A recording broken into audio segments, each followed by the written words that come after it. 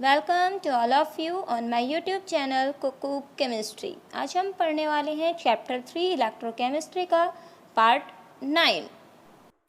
Students, आज का अपना टॉपिक है विद्युत रासायनिक सेल। ठीक है, विद्युत रासायनिक सेल हम पहले भी पढ़ चुके हैं, मैं आपको एक्सप्लेन कर चुकी हूँ, लेकिन वहाँ पर हमने वो विद्युत रासायनिक सेल पूरी तरह से नहीं पढ़ा था, कुछ हिस्सा ही वहाँ पर हमने पढ़ा था। इसीलिए पहले हम थोड़ा सा इसको रिवाइज करेंगे कि हमने क्या क्या पढ़ा था, उसके बाद जो चीज़ें रह गई हैं उनकी बात करेंगे। एज आप देख रहे हो यहाँ पर मैंने एक डायग्राम बनाया हुआ है, इसके अंदर क्या किया हुआ है, चलिए करते जाते हैं फटाफट इसको रिवाइज। यहाँ पर हमने क्या लिया है, एक पात्र लिया, पात्र में क्या डाली, जिंक की छड़। दूसरा पात्र लिया, उसके अंदर हमने क्या डाली, कॉपर की छड़। इस पात्र में क्या भर दिया, जिंक सल्फेट का विलयन। इसमें क्या भर दिया हमने, कॉपर सल्फेट का विलयन। और दोनों विलयनों को किससे जोड़ दिया, लवण सेतु से हमने इसको जोड़ दिया है। लवण सेतु क्या होता है, यू आकार की कांच की नली होती है। जैसे ही जिंक छड़ को इस पात्र में डुबाया जाता है जिंक सल्फेट के विलयन में, यह छड़ इलेक्ट्रॉन का त्याग करने लगती है और ये इलेक्ट्रॉन इस तार के माध्यम से होते हुए किसको प्राप्त होते हैं, कॉपर छड़ को प्राप्त होते हैं। चूंकि यह छड़ इलेक्ट्रॉन का त्याग करती है, इसीलिए कैसी होती है, ऋणावेशित होती है। और जो अपने पास है इलेक्ट्रॉन त्याग जिस पे होता है उसको हम ऑक्सीकरण कहते हैं तथा उसको हम एनोड का नाम देते हैं, अतः जहाँ अपचयन की क्रिया होती है उसे कैथोड का नाम देते हैं। दूसरी चीज हमने यहाँ पे बताई थी कि यहाँ से आप देख रहे हैं बच्चों, ये जिंक सल्फेट का जो विलयन है हमारे पास, इसमें Zn+2 और सल्फेट आयन है। ठीक है, जैसे ही यहाँ पर ये छड़ इलेक्ट्रॉन क्या होने लगता है, यहाँ से इलेक्ट्रॉन का त्याग होता है तो विलयन में क्या आने लगते हैं, Zn+2 आयन आने लगते हैं। अर्थात पूरे विलयन में किसकी सांद्रता बढ़ने लगती है, Zn+2 आयन की सांद्रता बढ़ने लगती है और यह विलयन धनावेशित होने लगता है। इस धनावेशित को उदासीन करने के लिए इस लवण सेतु से नेगेटिव आयन बाहर आने लगते हैं। कैसे, क्योंकि इसके अंदर क्या है, KCl है। KCl में से Cl जो है माइनस वाला है, जो इससे क्या आने लगेगा, बाहर आने लगेगा, जिससे ये पूरा विलयन उदासीन हो जाएगा। दूसरी चीज यहाँ हम देखते हैं, चूंकि यहाँ से इस छड़ को इलेक्ट्रॉन प्राप्त हो रहे हैं, देखिए इलेक्ट्रॉन यहाँ से गए और इसको प्राप्त हो रहे हैं, इसीलिए Cr+2 आयन क्या होते हैं, इस छड़ की ओर आकर्षित होते हैं तथा इसके ऊपर अपचयन होता है तथा इस छड़ के ऊपर क्या इकट्ठा होने लग जाता है, कॉपर इकट्ठा होने लग जाता है। पूरे विलयन में धनावेश की कमी होने लगती है। जब धनावेश की कमी होगी तो विलयन में क्या बढ़ने लगेगा, ऋणावेश बढ़ने लगेगा। अतः विलयन में धनावेश की कमी के लिए यहाँ से K+ आयन जो होते हैं वो इस यू आकार की नली से बाहर आने लगते हैं। तो आपने ये देखा लवण सेतु ने क्या काम किया, लवण सेतु ने यहाँ इन दोनों विलयनों को क्या बनाए रखा, उदासीन बनाए रखा। उदासीन बनाए रखा जिस वजह से यहाँ पर क्या हुआ, यहाँ दोनों विलयनों के अंदर शॉर्ट सर्किट नहीं होता, दोनों विलयन संपर्क में बने रहते हैं। दूसरी चीज, इस वाले पूरे रासायनिक सेल में यहाँ ऊपर लगा होता है गैल्वेनोमीटर। इस गैल्वेनोमीटर में सुई का जो विक्षेप आता है वो किस ओर आता है, कैथोड से एनोड की ओर आता है, अर्थात लेफ्ट साइड में विक्षेपित हो रहा है, दिख रहा है आपको। अर्थात ये गैल्वेनोमीटर क्या बताता है, धारा की दिशा। और हमेशा धारा की दिशा क्या होती है, प्लस से माइनस होती है। जिस समय ये पता चला कि ये छड़ जो है ये धनावेशित है तो दूसरी छड़ क्या है, ऋणावेशित है, क्योंकि धारा की दिशा हमेशा प्लस से माइनस होती है, इसीलिए यहाँ पर कैथोड क्या है, धनावेशित, और एनोड क्या है, ऋणावेशित। उससे पहले हमें इन दोनों इलेक्ट्रोडों के आवेश का पता नहीं चलता और इलेक्ट्रॉन की दिशा धारा की दिशा के क्या होती है, विपरीत होती है। तो ये मैंने आपको शॉर्ट में क्या बता दिया, विद्युत रासायनिक सेल, जिसको हम पहले भी पढ़ चुके हैं, मैंने आपको बताया। यहाँ इसके साथ साथ देखिए इसके अंदर पात्र में होने वाली अभिक्रिया क्या है, जिंक छड़ 2 इलेक्ट्रॉन त्याग रही है, अर्थात इस छड़ पे क्या हो रहा है, ऑक्सीकरण, तथा इधर क्या हो रहा है, Cr+2 2 इलेक्ट्रॉन ग्रहण करके क्या बना रहा है, कॉपर बना रहा है, और क्या अभिक्रिया हो रही है, अपचयन की अभिक्रिया हो रही है।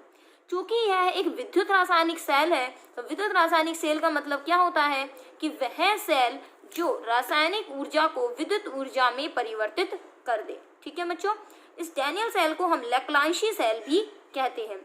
क्योंकि बच्चों जब हम नोट्स उतारेंगे तो नोट्स उतारते टाइम हमें यही वाला जो टॉपिक है ये अब लिखना होगा, जो मैंने पहले समझा दिया था, लेकिन लिखने के समय हमको अब लिखना होगा। आगे देखें, इसके अंदर ये आपको रिएक्शन पहले पढ़ाई थी, ये कैसे बनता है पेपर में एग्जाम में क्वेश्चन सीधा बनता है कि डैनियल सेल में होने वाली अभिक्रिया लिखिए। डैनियल सेल में होने वाली अभिक्रिया लिखिए। ठीक है बच्चों, यहाँ से क्या आ गया, डेनियल सेल में होने वाली अभिक्रिया आ गई। अब आगे देख रहे हो, धारा की दिशा हमने बता दी, कॉपर से जिंक इलेक्ट्रोड की ओर, अर्थात प्लस से किसकी ओर है, माइनस की ओर। धारा का प्रवाह किससे होता है, आयनों के माध्यम से होता है। ये इस वाले क्वेश्चन पे लगा लीजिए, वेरी वेरी इंपॉर्टेंट, एग्जाम में आने वाले क्वेश्चन में से ये है। देखिए यहाँ से ये भी हमने बताया था, ALON, A for anode, L for left, O for oxidation, N for negative.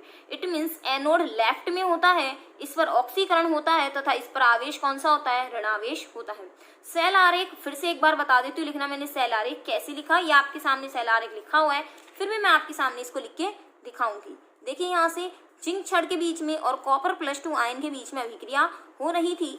यहाँ से जब अभिक्रिया हुई तो जिंक ने इलेक्ट्रॉन त्यागे और कॉपर ने इलेक्ट्रॉन ग्रहण किए। ठीक है, इस तरह से अभिक्रिया दे दी जाती है और कहा जाता है आपसे, इसके लिए आप लिखिए यहाँ से सेल आरेख। तो सेल आरेख कैसे लिखना है, सबसे पहले आपको ये देखना है कि ऑक्सीकरण किस किस के बीच हो रहा है। जिंक से जिंक +2 बन रहा है, इलेक्ट्रॉन त्यागे जा रहे हैं। इट मीन्स यहाँ पर क्या हो रहा है बच्चों, ऑक्सीडेशन हो रहा है, अर्थात ऑक्सीकरण हो रहा है। कॉपर +2 से क्या बन रहा है, कॉपर। इट मीन्स क्या हो रहा है, यहाँ से रिडक्शन हो रहा है, अर्थात अपचयन हो रहा है। तो सबसे पहले रिएक्शन किसकी लिखनी है, ऑक्सीकरण की लिखनी है। 2 पे गोला मारा है मैंने, तो बिल्कुल जिंक से क्या बन रहा है बच्चों, जिंक +2 बन रहा है, बन गया जिंक से जिंक +2। अब इसके बाद एक और, जैसे हम इस चित्र पे आते हैं, एक बार और चित्र देखिएगा आप यहाँ से, इसमें क्या बन रहा था, जिंक से जिंक +2, इसके अंदर क्या बन रहा था, कॉपर +2 से कॉपर। तो पहले ऑक्सीकरण का लिखना है और फिर किसका लिखना है, अपचयन का लिखना है। देखिए इसको लिख लेते हैं। देखिए यहाँ से जिंक +2 बन गया और बीच में क्या बन रहा है, कॉपर +2 से क्या बन रहा है, यहाँ पे कॉपर बन रहा है और इन दोनों के बीच में क्या लगा हुआ है, लवण सेतु लगा हुआ है। 2 लाइन खींच दी। यहाँ से ये कैसा है, सॉलिड है, ये कैसा है, एक्वस है, ये कैसा है, आयन एक्वस है, कॉपर कैसा है, सॉलिड है। दूसरी बात, यहाँ सांद्रता कितनी है, 1 मोलर सांद्रता है, यहाँ सांद्रता कितनी है, 1 मोलर सांद्रता है। समझ में आ गया, ये सिरा कैसा है, ऋणावेशित और ये सिरा कैसा है, धनावेशित। चलिए एक एग्जाम्पल और लेते हैं यहाँ से, जो आपके एग्जाम में आ सके, आपको समझ आ सके। यहाँ से हमने क्या लिया, निकिल लिया, निकिल और किसकी रिएक्शन कराई, Ag+ की रिएक्शन कराई और साथ में बना निकिल +2 और क्या बना, Ag। यहाँ से मैं आपको एक चीज़ बता दूँ, यहाँ आप देख रहे हैं निकिल कितने इलेक्ट्रॉन त्याग रहा है, 2 इलेक्ट्रॉन त्याग रहा है, लेकिन सिल्वर क्या कर रहा है, 1 इलेक्ट्रॉन ग्रहण कर रहा है। देखिए यहाँ से, यहाँ पे आपको दिख रहा है निकिल से निकिल +2 बन रहा है, अर्थात निकिल कितने इलेक्ट्रॉन त्याग रहा है, 2, लेकिन Ag+ जो है वो क्या कर रहा है, 1 इलेक्ट्रॉन ग्रहण कर रहा है। मैं आपको बता दूं, त्यागे गए इलेक्ट्रॉनों की संख्या ग्रहण किए गए इलेक्ट्रॉनों के बराबर ही होती है, अर्थात जितने इलेक्ट्रॉन त्यागे जाते हैं उतने ही ग्रहण किए जाते हैं। अब हम आवेश को बैलेंस कैसे करें, अरे तो कोई बात नहीं ना यार, 2 लगा दो। अब 2 Ag+ होंगे, इसने 2 इलेक्ट्रॉन त्यागे तो 1 Ag+ 1 इलेक्ट्रॉन ले लेगा, दूसरा Ag+ दूसरा ले लेगा और कितने बन जाएंगे, 2 Ag बन जाएंगे। अब आपको इसके लिए क्या लिखना है बच्चों, सेल आरेख लिखना है। तो देखिए सबसे पहले आप देखिए ऑक्सीकरण किसके बीच है और अपचयन किसके बीच है। ये देखिए इसके बीच में क्या हो रहा है, ऑक्सीडेशन, जबकि इन दोनों के बीच में क्या हो रहा है, रिडक्शन हो रहा है। इट मीन्स क्या हो रहा है, अपचयन हो रहा है। यहाँ क्या हो रहा है, ऑक्सीकरण। तो यहाँ से पहले ऑक्सीकरण की लिखिए, निकिल से क्या बना, निकिल +2 बन गया।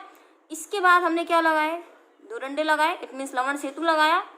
फिर क्या बना, Ag+ से क्या बना, Ag बन गया। ठीक है, यहाँ आपको इस 2 को नहीं लगाना है। ठीक है बच्चों, यहाँ से इसके बाद जो हमेशा धातु परमाणु होगा वो कैसा आएगा, ठोस अवस्था में। धातु किस में आएगी, ठोस में, जबकि आयन किस में आएंगे, एक्वस आएंगे, एक्यू अवस्था में आएंगे। ठीक है बच्चों, अब ये वाला सिरा कैसा होगा, ऋणावेशित, ये सिरा कैसा होगा, धनावेशित।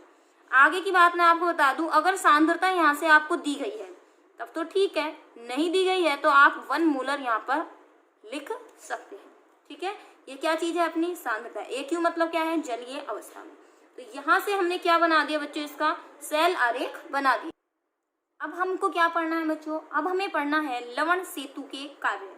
लवण सेतु के कार्य क्या क्या होते हैं मैं आपको दोनों बता देती हूँ। 2 विलयनों को संपर्क में रखना, विलयन को उदासीन बनाए रखना, और तीसरा है विद्युत परिपथ में लगातार धारा प्रवाहित हो सके। मतलब धारा अगर लगातार प्रवाहित करनी है तो हमें क्या लगाना होगा, लवण सेतु लगाना होगा। दोनों विलयनों को संपर्क में रखने का काम भी कौन करता है, लवण सेतु रखता है। ठीक है बच्चों, अब यहाँ से अपना अगला टॉपिक है वो है अपना इलेक्ट्रोड विभव। नेक्स्ट टॉपिक है बच्चों अपना इलेक्ट्रोड पोटेंशियल या इलेक्ट्रोड विभव। जब किसी धातु की छड़ को धातु आयन के विलयन में रखा जाता है तो निम्न में से कोई एक कार्य होता है। धातु की छड़ को किस में रखेंगे हम बच्चों? धातु आयन के विलयन में रखेंगे। देखिए यहाँ से धातु की छड़ को हम किस में रखेंगे? किसी विलयन में रखेंगे। ये हमने क्या ले लिया? एक विलयन ले लिया। इसके अंदर हमने क्या रख दी? धातु की छड़ रख दी। एक और विलयन ले लिया हमने। तो बच्चों धातु की छड़ को जब विलयन में रखा जाता है तो यहाँ से 3 काम हो सकते हैं। क्या क्या होंगे वो 3 काम? या तो ये धातु की छड़ क्या करेगी? इलेक्ट्रॉन का त्याग करेगी। क्या करेगी? इलेक्ट्रॉन का त्याग करेगी। जैसे धातु की छड़ इलेक्ट्रॉन का त्याग करेगी तो इस धातु की छड़ पर क्या इकट्ठे होने लगेंगे? इलेक्ट्रॉन इकट्ठे होने लगेंगे। और मान लीजिए धातु की छड़ क्या है हमारी, अगर जिंक की है तो इसमें से पॉजिटिव आयन बन जाएंगे और जो किस में आ जाएंगे? विलयन में आ जाएंगे। और विलयन के जो पॉजिटिव आयन आएंगे यहाँ से, ये यहाँ पर प्लस आयन यहाँ पे क्या होने लगेंगे? इकट्ठे होने लग जाएंगे। ठीक है। या फिर ये धातु की छड़ क्या करेगी? इलेक्ट्रॉनों को ग्रहण करने लगेगी। अर्थात इस छड़ के ऊपर जितना भी पॉजिटिव आयन होगा वो सारा इलेक्ट्रॉन ग्रहण करने लगेगा। और जैसे ही प्लस आएगा यहाँ इसके चारों तरफ क्या इकट्ठे होने लगेगा? माइनस आवेश इकट्ठा होने लगेगा। तो मैं आपको एक चीज बता दूं कि या तो छड़ इलेक्ट्रॉन त्यागेगी या फिर इलेक्ट्रॉन को ग्रहण करेगी। तो इसका मतलब या तो इलेक्ट्रॉन त्यागेगी, इलेक्ट्रॉन अगर त्यागेगी तो क्या होगा? यहाँ पे ऑक्सीकरण होगा। और अगर छड़ इलेक्ट्रॉन ग्रहण करेगी तो क्या होगा? यहाँ से रिडक्शन होगा, अर्थात अपचयन की अभिक्रिया होगी। यहाँ से अपचयन होगा और यहाँ से क्या होगा बच्चों? ऑक्सीकरण। दूसरी बात, अगर छड़ ने इलेक्ट्रॉन त्यागा तो छड़ कैसी हो जाएगी? नेगेटिवली चार्ज हो जाएगी। और छड़ ने इलेक्ट्रॉन ग्रहण किए अर्थात यहाँ पर धनावेशित आयन इसकी और तुरंत इसके और आकर्षित होंगे तो कैसी हो जाएगी? पॉजिटिव। और तीसरा काम ये होगा कि ना तो छड़ इलेक्ट्रॉन त्यागेगी और ना ही छड़ इलेक्ट्रॉन ग्रहण करेगी। तो उस समय छड़ पे दोनों आवेश क्या रहेंगे? बराबर होंगे। ना तो ऑक्सीकरण होगा और ना ही क्या होगा? अपचयन होगा। देखिए यहाँ से बच्चों, धातु की छड़ को धातु विलयन में रखने पर आवेश पृथक्करण के कारण, धातु की छड़ को धातु विलयन में रखा जिसकी वजह से क्या हुआ? आवेश पृथक्करण, या नेगेटिव और बाहर क्या हो गया? पॉजिटिव रखने के कारण छड़ तथा विलयन के मध्य, अब देखो 2 आवेश हो गए, इस वजह से छड़ और विलयन दोनों के मध्य क्या होने लगता है? एक विभव उत्पन्न होने लगता है। और उसी विभव को हम क्या कहते हैं? इलेक्ट्रोड विभव कहते हैं। तो यहाँ से हमने इलेक्ट्रोड विभव की परिभाषा को जाना कि वास्तव में इलेक्ट्रोड विभव क्या होता है। कि जब दोनों के बीच में, छड़ और विलयन के बीच में आवेश पृथक्करण होने लगे, अर्थात नेगेटिव अलग और पॉजिटिव अलग होने लगे, तो यहाँ क्या उत्पन्न हो गया? एक पोटेंशियल उत्पन्न हो गया और उसी को हमने क्या कहा? इलेक्ट्रोड विभव। अब बच्चों आपको बता दूं, ये इलेक्ट्रोड विभव भी होता है ना, ये 2 प्रकार का होता है। कौन कौन सा होता है? यहाँ से एक होता है हमारा ऑक्सीकरण विभव और दूसरा होता है हमारा यहाँ से अपचयन विभव, अर्थात ऑक्सीडेशन पोटेंशियल, और दूसरा होता है रिडक्शन पोटेंशियल। देखिए यहाँ से ऑक्सीकरण विभव क्या होता है? किसी तत्व की ऑक्सीकरण प्रवृत्ति को दर्शाने वाला विभव ऑक्सीकरण विभव कहलाता है। ऑक्सीकरण मतलब इलेक्ट्रॉन त्यागने की प्रवृत्ति। किसी तत्व की इलेक्ट्रॉन त्यागने की प्रवृत्ति कितनी ज्यादा है उस समय जो विभव दर्शाया जाएगा वो क्या होगा? ऑक्सीकरण विभव होगा। तो किस तरह प्रदर्शित करेंगे इसे? हम या तो क्या लिखेंगे? ई ऑक्स। ठीक है, ई मतलब विभव, ऑक्स मतलब ऑक्सीडेशन। या हम इसको कैसे लिखेंगे? ई की जगह ई।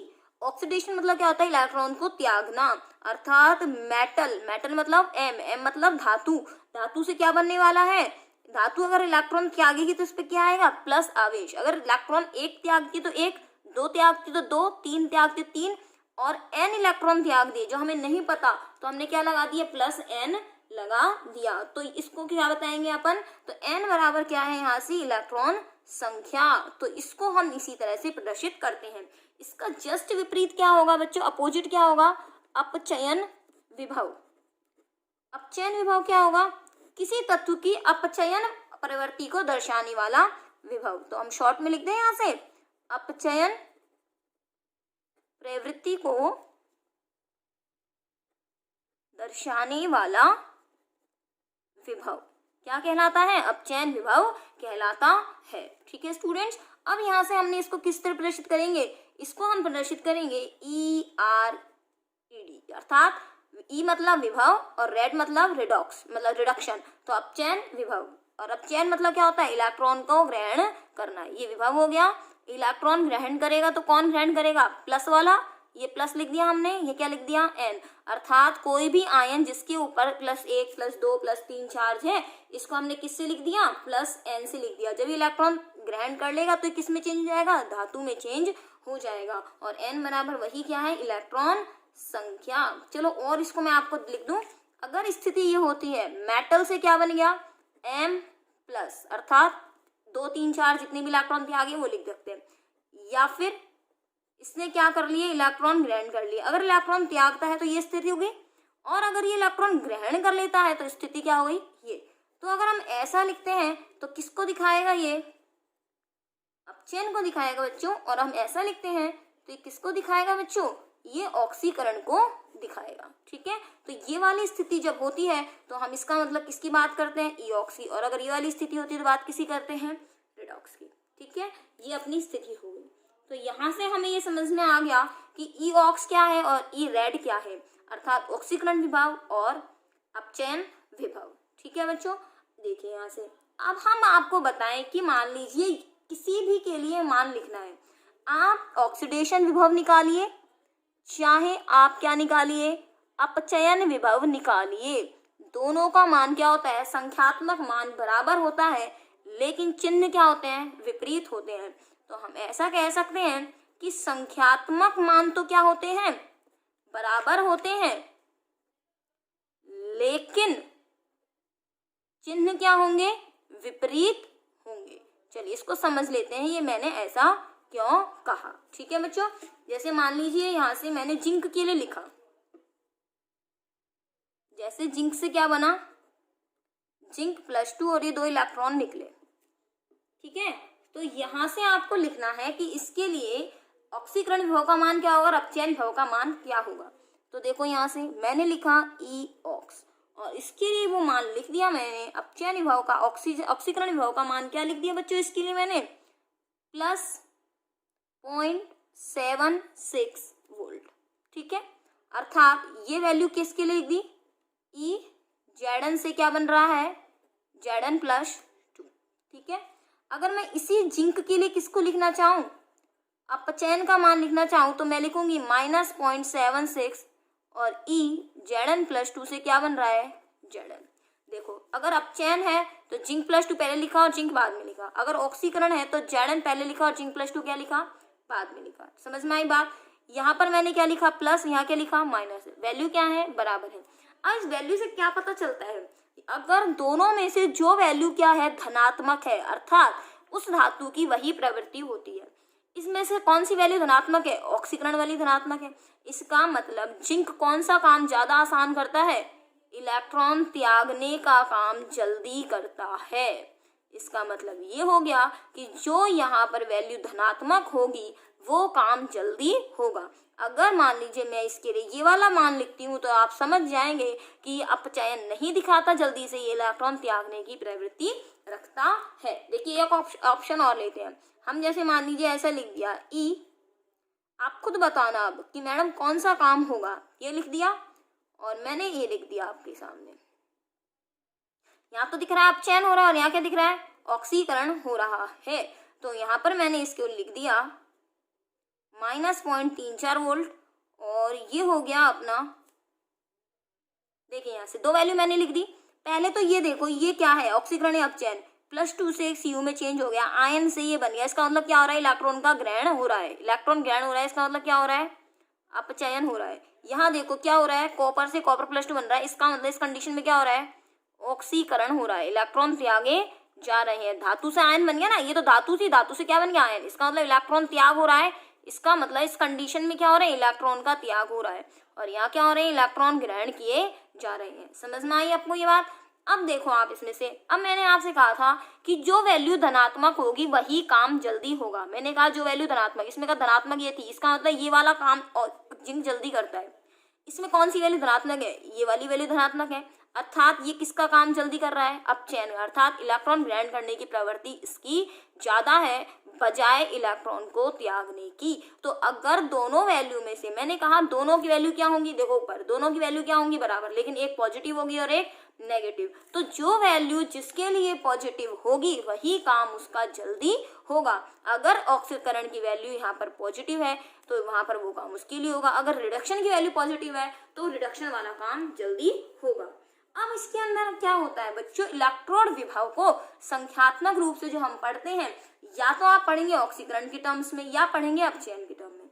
इसीलिए मानक बनाने के लिए जो सारणी में जो मान दिए गए वो किसके दिए गए, अपचयन विभव के मान दिए गए। किसके नाम दिए गए, अपचयन विभव के। ये सारा बच्चों ये जो सब कुछ आया हुआ है ये आपकी 11th क्लास में भी आया हुआ है। तो यहाँ से मैं आपको एक चीज और बता दूं, अगर मान लीजिए ये सारा काम जो होता है वो मानक परिस्थितियों में होता है। देखिए बच्चों, मानक इलेक्ट्रॉन विभव क्या चीज होती है, टेम्परेचर कितना कर दिया हमने 298 केल्विन, धातु की छड़ को कितने पे रखा 298 केल्विन, ये हमने पात्र ले लिया, ठीक है, इसके अंदर क्या ले लिया हमने, विलयन ले लिया और ये रख दी धातु की छड़, ठीक है। अब इसको हमने कितने टेम्परेचर पर लिखा 298 केल्विन पर, ठीक है बच्चों। सांद्रता कितनी रखी इस विलयन की, 1 m सांद्रता रखी, 1 मोलर सांद्रता रखी। अब इसके ऊपर जो अपना आवेश जमा हो रहा है और ये जो आवेश का पृथक्करण हो रहा है, इस समय जो इलेक्ट्रोड विभव उत्पन्न होगा इस पूरे के अंदर, वही क्या कहलाएगा, मानक। अर्थात स्टैंडर्ड की दो कंडीशन हो गई, टेम्परेचर और सांद्रता। अगर ये दोनों स्थितियां मौजूद हैं तो बनने वाला जो इलेक्ट्रोड विभव है वो कैसा कहलाएगा, मानक। ये तो इलेक्ट्रोड विभव, और मानक मतलब क्या लगा देंगे, नोट लगा देंगे, ठीक है। और अगर हम इसे मानक ऑक्सीकरण विभव कहते हैं तो OX लगाएंगे, और इसे हम मानक अपचयन विभव कहते हैं तो E नोट RED लगा देंगे, अर्थात मानक अपचयन विभव और मानक ऑक्सीकरण विभव। इलेक्ट्रोड विभव को या तो मानक ऑक्सीकरण विभव के आधार पर पढ़ा जाता है या मानक अपचयन विभव के आधार पर पढ़ा जाता है। सारणी जो बनाई गई है वो बनाई गई है किसकी, मानक अपचयन विभव की। किसकी सारणी बनाई गई है बच्चों, मानक अपचयन विभव की। मानक अपचयन विभव की जो सारणी बनाई गई है उसी के आधार पर सारे इलेक्ट्रोडों के मान दिए गए हैं। तो यहाँ से मैंने आपको बता दिया कि दोनों में से कौन सा लिया जाता है बच्चों, मानक अपचयन विभव को कंसिडर किया जाता है। इसको हम और डिटेल में पढ़ेंगे जब हम यहाँ से मानक हाइड्रोजन इलेक्ट्रोड पढ़ लेंगे।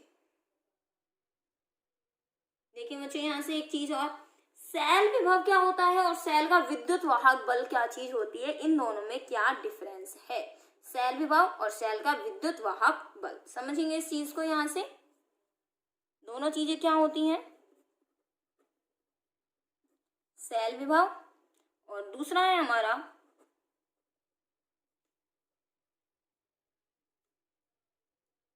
विद्युत वाहक बल। दो चीजें होती हैं यहाँ से। इसको तो हम कहते हैं EMF, इलेक्ट्रोमोटिव फोर्स, या V वावे। ये हमको पता करना है क्या होता है। खुले परिपथ में अगर सेल में कोई धारा प्रवाहित नहीं होती तो इलेक्ट्रोड पर उत्पन्न विभव के अंतर को सेल का विद्युत वाहक बल या सेल विभव कहते हैं।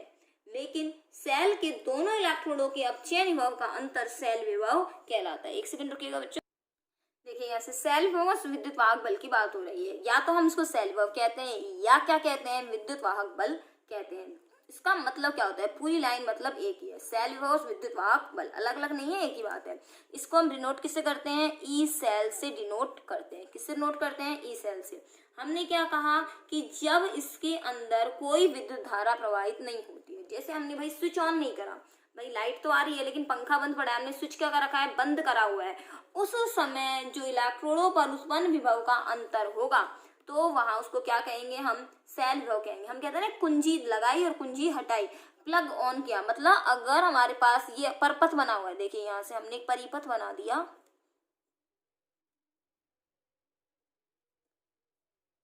ठीक है।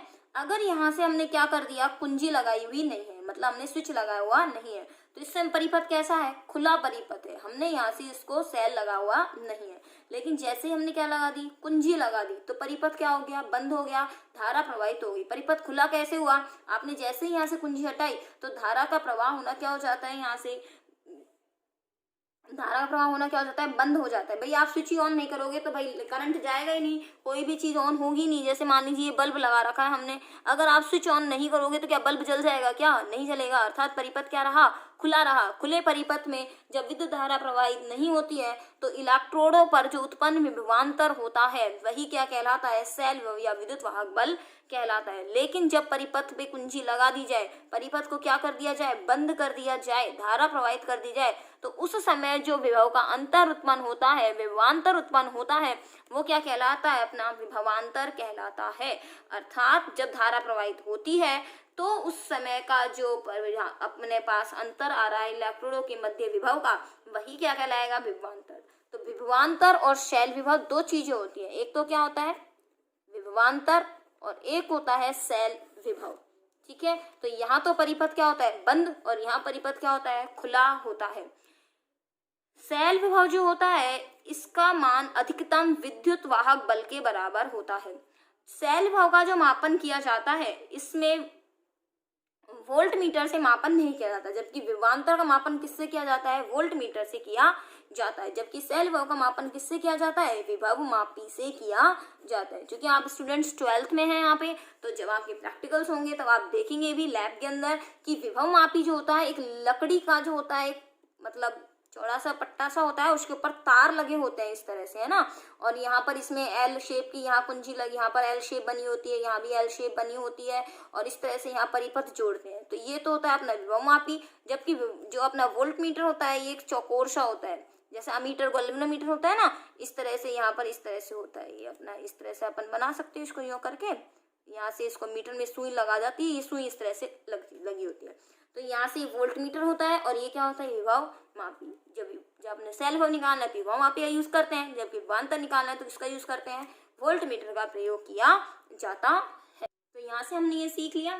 अब हम एक क्वेश्चन करेंगे बच्चों अच्छा सा, डेनियल सेल के लिए मानक सेल विभव का मान ज्ञात कीजिए। देखिए क्वेश्चन करते हैं।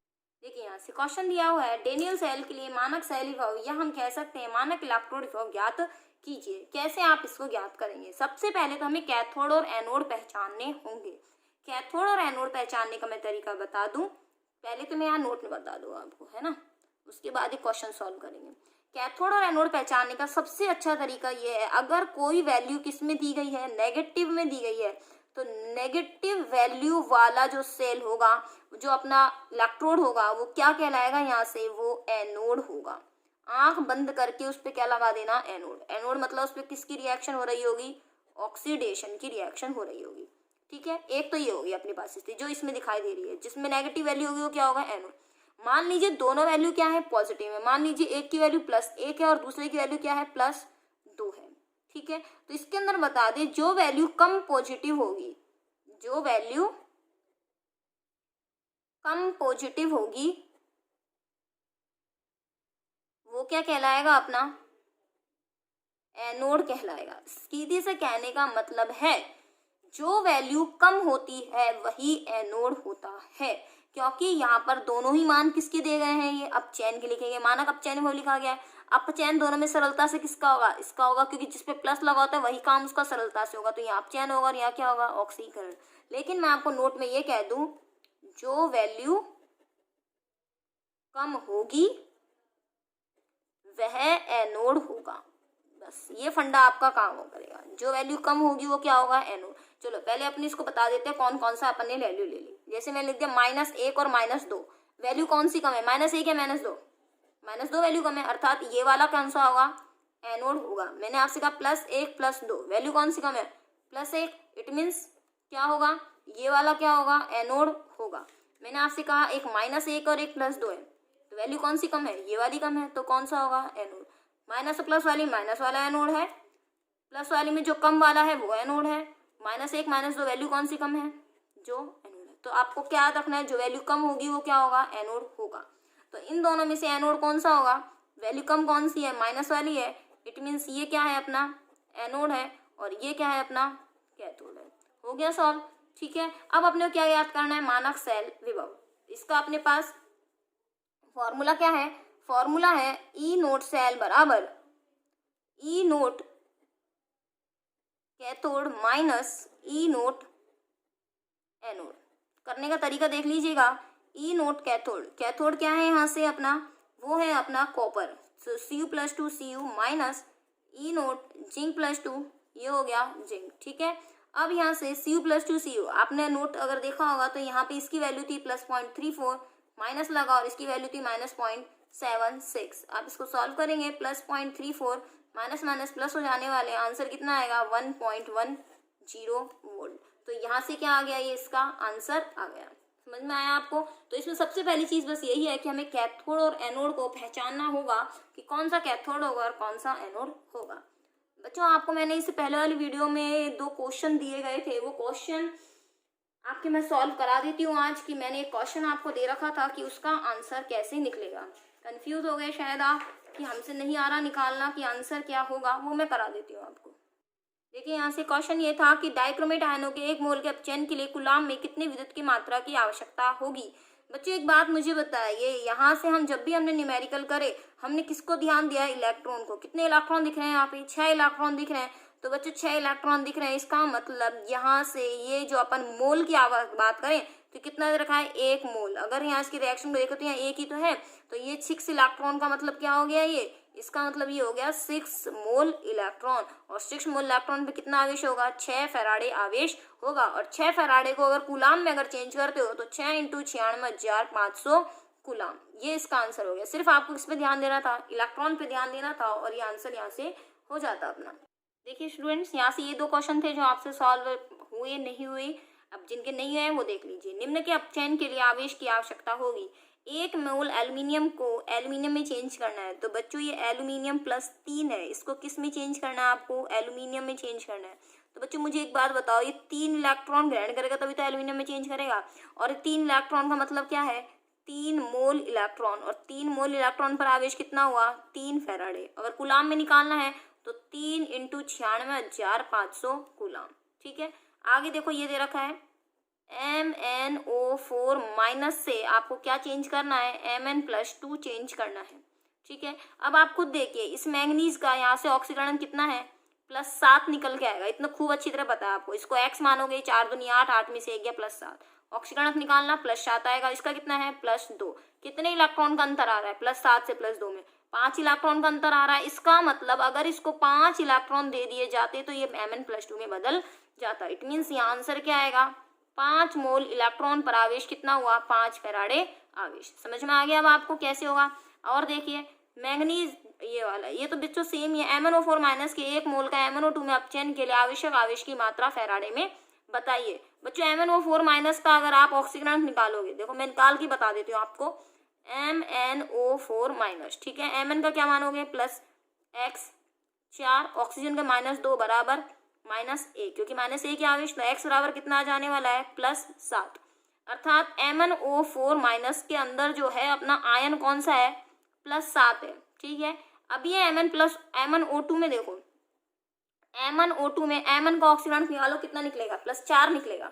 कैसे निकलेगा, इसको x रखो, ऑक्सीजन 2 है, एक ऑक्सीजन पे -2 होता है, बराबर 0 होता है। x बराबर क्या जाने वाला है, +4। इट मीन्स MnO2 में कौन सा है, ये Mn+4 वाला है कि नहीं है। अब यहाँ से अगर आप इसको 3 इलेक्ट्रॉन दे दोगे तभी तो +4 में चेंज होगा। 3 इलेक्ट्रॉन ही ग्रहण कर लेगा तो क्या आ जाएगा, +4। और ये 3 इलेक्ट्रॉन ही तो निकालने थे, कितना आवेश आएगा, 3 फैराडे आवेश यहाँ से आ जाएगा। तो तरीके से कर लीजिएगा, इस तरह से निकाल लीजिएगा। तो यहाँ इलेक्ट्रॉन का अंतर बताते ना, उससे अपना आवेश आ जाता है, 3 फैराडे आवेश। छोटा सा क्वेश्चन था बच्चों, अब इतना नहीं आप कर पाए, नहीं कर पाए सॉल्व, ठीक है। मैंने आपको करवा दिया है, मेरे पास डिमांड आई थी कि मैडम सॉल्व नहीं हुआ तो मैंने आपको सॉल्व करवा दिया है बच्चों। तो अब यहाँ से अब आप कर लीजिएगा। मिलते हैं बच्चों अब